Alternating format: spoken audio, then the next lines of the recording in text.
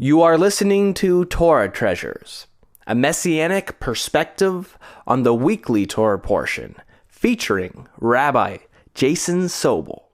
This week's Torah portion is Parasha Tetzaveh, Exodus 27, verse 20, through chapter 30, verse 10. This week's Torah portion begins by God saying to Moses, "You yourself will command the children of Israel to take pure, pressed olive oil for illumination, to kindle the lamp continually." Exodus 27:20.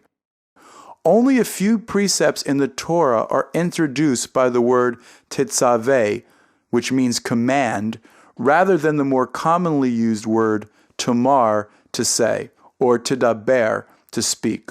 What are the implications of this difference? How is it possible to fulfill this mitzvah, this commandment of kindling the lamp today when there is no longer any temple standing in Jerusalem?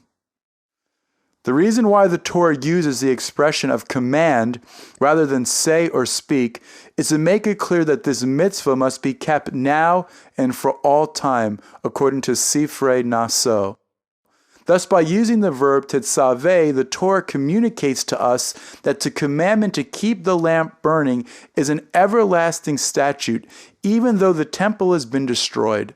Unlike all other commandments connected to the temple service, this particular one still remains in effect according to our sages' interpretation. How is it possible today to kindle the menorah where the temple no longer exists? Commenting on this question, Midrash Haggadol states, "Though the temple was destroyed and its lamps we no longer kindle, we have synagogues and houses of study, our miniature temples, in which we carry on the kindling of the lights." In order to understand how the light of the temple menorah can still be kindled today in our houses of worship and study, we must understand what the light of this candelabra represents. First, it represented the light of God's presence.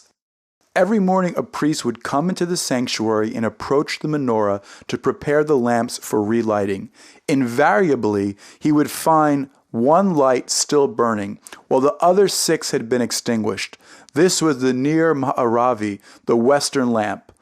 Though an equal amount of oil, enough to last throughout the night, was always placed in each one of the 7 lamps, the western lamp supernaturally burned on until midday, when its flames was used to light the menorah anew. The western lamp symbolized the eternal presence of God in the midst of Israel.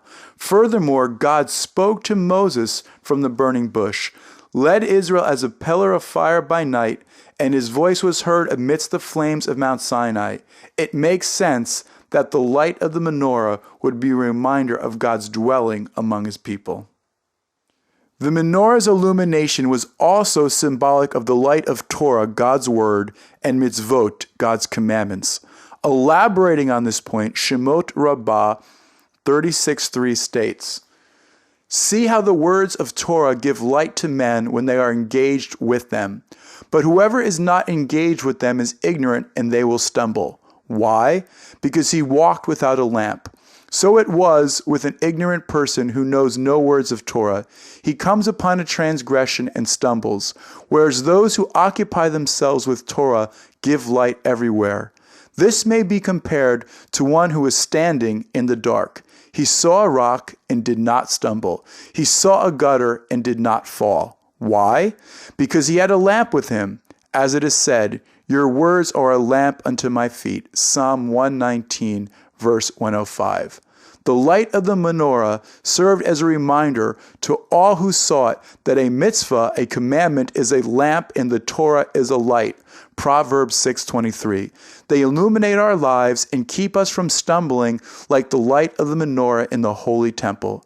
In addition, the luminosity of the menorah is representative of the light of the Messiah, as both the Midrash and the Brit Hadashah, the New Covenant, state. Said the Holy One to Moses, "Say to the children of Israel, in this world we're in need of light of the temple, as well as other lamps that are lit from its lights. But in the world to come, in virtue of that lamp, I will bring you King Messiah, who is likened to a lamp, as it is said, Psalm 132:17, There I will cause a horn to sprout for David. I will arrange a lamp for my anointed, the Messiah. Midrash Tanchuma Tetzaveh 8. I am the light of the world. Whoever follows me will never walk in darkness, but will have the light of life. Yochanan, John, chapter 8, verse 12. The light of the menorah points to the greater light that would illuminate and give life to the world, Messiah Yeshua. When the light of God's presence, the light of Torah, and the light of the Messiah shine in and through our houses of prayer and study, then we are fulfilling the mitzvah, the commandment, to cause a lamp to burn continually.